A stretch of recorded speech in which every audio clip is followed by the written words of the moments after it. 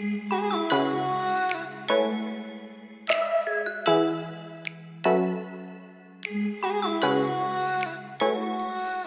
tidak ada masalah ya. Kemudian saya akan tunjukkan juga reksadana indeks saya. Oke, ini iPod Fund, kemudian My Portfolio. Untuk iPod Fund sendiri, saya masih minus sekitar 13,47%. Average IDX 30 saya belinya tahun 2019. RHB Sri Kahat dan reksa indeks syariah ya sekitar 2018-2019. Sekarang minusnya 13%. Dulu sempat malah sampai 20% kok. Jadi ya oke-oke aja, fine-fine aja. Minus segini, nggak ada masalah. Kan perlunya 5-10 tahun lagi. Jadi saya penekanannya gini, bukan saya menunjukkan apa yang saya punya, tapi penekanannya adalah angka itu real, minus 56 juta itu sangat nyata. Dan apabila kita tidak punya ketenangan atau tidak bisa menahan resiko, tahu apa yang kita mau lakukan, kita hanya mikirkan untung-untungnya saja, ketika ada kayak gini yang sobat investor lakukan, bisa cut loss nantinya. Nah, ini pertanyaan bagus. Minusnya berapa, Pak Dodi? Minusnya itu sekitar di IHSG, kalau di iPod Fund ini, di IHSG 5.400 sampai 5.600. Kurang lebih seperti itu. Iya, betul. Sekitar, ya, kurang lebih 5.600-an setara. Jadi ketika IHSG saya nanti naik ke 5.600, maka harusnya jadi 0 minus saya. Coba ya saya buka Bibit ya. Saya pakai aplikasi mirroring ini. Oke, ini aplikasi Bibit saya. Nah, di Bibit ini kebetulan karena saya investasinya itu di akhir 2019 dan agresifnya baru di ketika krisis ini, maka saya masih minusnya cuma 1,38%. Jadi yang paling banyak pastinya minusnya itu ya di reksadana indeks. Apa yang saya lakukan di Bibit, ini saya coba perbesar ya. Yang saya lakukan di Bibit ya ketika turun ya saya beli terus. Turun berapa saya beli, turun berapa saya beli. IHSG 4.000 saya beli, 3.900 saya beli. IHSG 4.200 saya juga beli, 4.500 saya beli. Jadi itu kalau untuk reksadana pasar uang ya pasti plus karena isinya ya deposito dan apa ya istilahnya ya, obligasi jangka pendek. Untuk reksadana obligasi sendiri ada yang masih minus. Ini majori sukuk ini bonus-bonus yang ketika sobat investor berikan ke saya kode investasi ya, kan dapatnya majori sukuk negara Indonesia. Average prime bond kan belinya dulu banget di awal-awal, terus setelah itu saya ganti ke sini ABF Indonesian Bond Index Fund. Ya minusnya nggak terlalu banyak kalau di obligasi, yang paling banyak memang di saham. Kurang lebih seperti itu. Oke ya. Untuk Bibit sama iPod Fund oke ya. Saya buka pertanyaan dulu sebelum nanti terakhir saya akan coba tunjukkan saham. Sebentar, saya coba baca di teks. Sudah bebas finansial? Belum, Pak. Dana pensiun saya mungkin sekitar 40% dari total pensiun dini saya, dana pensiun dini saya. Peer-to-peer investri apa harus referral dulu ya, Pak, baru bisa memulai? Tidak masalah kok, tidak harus referral. Bagi yang punya kode referralnya investri, silakan private message Pak Alif ya. Kalau enggak, Pak Alif juga bisa lihat di portfolio, di episode peer-to-peer lending saya yang ke episode berapa gitu, saya lupa. Ya, saya seingat saya 25%. Berapa ya sekarang ya? 4.700 dibagi 6.500. 1 dikurang. Sekarang IHSG minusnya 27,6%. Oke, 6.300 sudah cuan. Ya, semoga ya, semoga. Foto saham saya penasaran. Oke, langsung foto saham. Oke. Pak Dodi Priyansa Asusis enggak juga kok. Disiplin aja, disiplin. Dan kita mengurangi keinginan. Kenapa dana pensiun pakai hitungan 25 kali pengeluaran? Nah, ini episode 27, Pak. Ini episode wajib bagi sobat investor yang masih baru bergabung.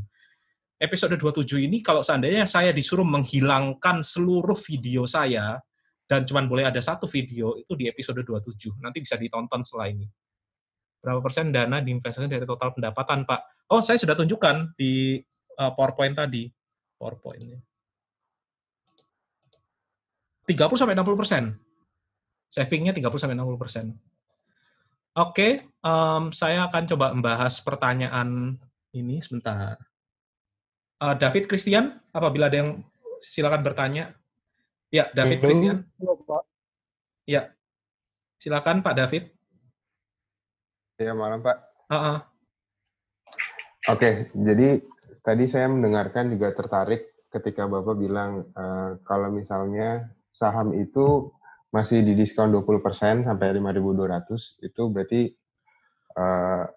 masih menarik untuk Bapak dialokasikan dananya ke saham gitu ya Pak? Saya mau nanya ini sih Pak, sampai maksimal berapa persen aset Bapak yang akan Bapak alokasikan ke saham selama pasar itu masih menarik? Itu pertanyaan awal sih Pak. Oke. Dijawab dulu aja Pak. Oke. Saya pakai prinsip. Sebentar, enaknya pakai apa? Pakai whiteboard nih mungkin ya. Saya pakai prinsip itu kalau bisa proporsi dari dana pensiun sendiri sebenarnya tidak harus 100% di saham. Kita bagi jadi dua. Ini yang tujuannya untuk wealth creation. Terus yang kedua ini adalah wealth preservation. Atau istilahnya itu kita bisa ganti juga namanya menjadi crisis fund. Nah, biasanya ini tergantung dari usia. Jadi ada apa istilahnya ya, rule of thumb yang mengatakan bahwa kalau bisa yang ini kan pasti kan fixed income. Fixed income ini istilahnya bisa di peer-to-peer lending, bisa di obligasi, bisa di reksadana pasar uang. Sedangkan sini yang harus berbasis ekuitas. Nah, fixed income ini memang return-nya tidak setinggi ekuitas kalau di reksadana pasar uang, tapi dia itu stabil. Ketika ada krisis, dia tidak akan turun. Ini biasanya menyesuaikan dengan usia. Jadi kalau seandainya usia saya sekarang 33, maka ini 33%, yang ini 67%. Nah, pada saat krisis saat ini saya turunkan habis-habisan. Mungkin sekarang cuma tinggal 10-15%. Nah, ketika nanti ini sudah mulai naik lagi, maka ketika ada dana baru, saya akan masukkan ke crisis fund, ke reksadana pasar uang, reksadana obligasi, sampai proporsinya kembali ke normal lagi. Bahkan kalau ISG naik ekstrim terlalu tinggi, mungkin saya bisa akan kurangi dananya. Saya akan pindahkan ke crisis fund saya. Ini mirip konsepnya dipakai oleh Bibit di robo-advisor.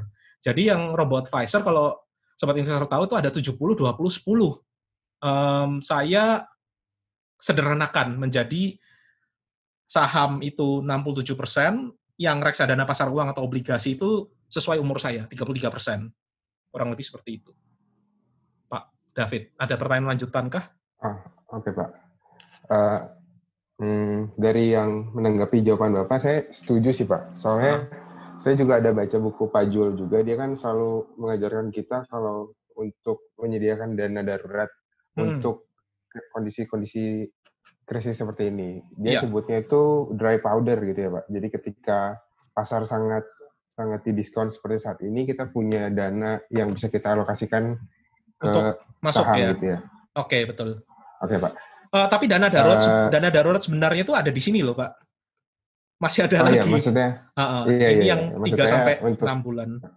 Yang untuk top up ya istilahnya ya, top up untuk kalau seandainya ada peluang muncul, kita invest. Ini terserah Pak. Jadi kalau investor yang super agresif, mungkin dia malah porsi sahamnya besar, mungkin bisa 80-20, atau kalau Pak Lo Keng Hong kalau nggak salah itu 85-15. 15% dia sedia cash. Cash itu bukan artian cash di tabungan ya, tapi kalau nggak salah di salah satu seminar, Pak Lo Keng Hong bilang di reksadana pasar uang 15%-nya. Kalau di Bibit itu tergantung profil resiko setelah kita ngisi kuesioner kita. Jadi kalau saya sih ketemunya 8, tapi saya masukkan ke 10. Jadi 70-20-10, 70-30. Kurang lebih seperti itu. Ya, oke Pak. Oke, terima kasih. Mau nanya ini Pak, kebetulan industri saya itu sama kayak Bapak Pak. Saya juga structural engineer di konsultan struktur di Jakarta. Cuma mau nanya pandangan Bapak nih mengenai industri konstruksi di saat setelah ataupun saat kondisi corona seperti ini. Gitu. Mungkin selain Bapak jadi dosen, Bapak juga mungkin ambil proyek lain di bidang struktur juga atau ada bisnis lain sehingga ada source of income lain gitu Pak. Kalau saya sendiri, istri saya itu structural engineer sama kayak Bapak, tapi freelancer. Sama-sama teknik sipil, jadi kita ketemunya itu waktu kuliah. Terus kalau saya sendiri, saya sama teman saya tuh sempat ada kerja freelance untuk borong rumah ataupun renov rumah. Kurang lebih seperti itu sih, Pak. Kalau untuk industri konstruksi sendiri kurang lebih ya sama kayak yang lainnya. Industri konstruksi kan kita tahu sendiri kalau konstruksi itu pendapatannya itu dari persentase kontrak-kontrak yang ada. Jadi apabila stop, maka progres dari proyek akan stop juga, sehingga yang bisa diakukan ke revenue atau sales juga pasti akan turun. Nah, bahayanya kalau kita investasi di perusahaan-perusahaan konstruksi infrastruktur itu adalah dia masih ada bunga yang sangat tinggi. Sehingga bisa dicek aja nanti perusahaan-perusahaan yang debt to equity ratio yang lebih dari 2 atau lebih dari 3, ketika pendapatannya turun, laba kotornya juga turun, laba usaha turun, masih ada beban bunga yang mungkin sama persis. Dan bisa jadi drop-nya itu bisa sangat banyak karena proyek-proyek di stop gitu. Jadi, tapi 2-3 tahun lagi pasti akan balik industri konstruksi. Dan industri konstruksi juga tergantung dari properti ya. Properti sekarang juga kebetulan lagi down. Tapi ketika nantinya sudah pulih, daya beli masyarakat sudah naik, orang-orang berlomba-lomba bikin bangunan tinggi, high-rise building, atau nanti kita pindah ke ibu kota baru, maka konstruksi akan booming lagi. Cuman untuk kasus kayak seperti ini, ya memang semua susah, semua agak susah. Semua kena, kecuali consumer goods. Unilever labanya naik 6%. Ya wajar, orang krisis tetap perlu mandi, tetap perlu sikat gigi, tetap perlu kecap. Gudang garam kalau nggak salah, labanya juga naik. Jadi memang yang paling tahan krisis untuk saat ini adalah consumer goods. Kurang lebih seperti itu. Tapi kalau Bapak berasumsi ingin mencari perusahaan yang nantinya mungkin oke, 1 tahun ini labanya minus atau labanya turun, tapi setelah pulih akan naik lagi, mungkin carinya jangan yang consumer goods, tapi carinya yang perusahaan blue chip yang lainnya. Intinya gitu, Pak. Iya. Ya, oke, Pak. Terima kasih, Oke, Pak. terima kasih.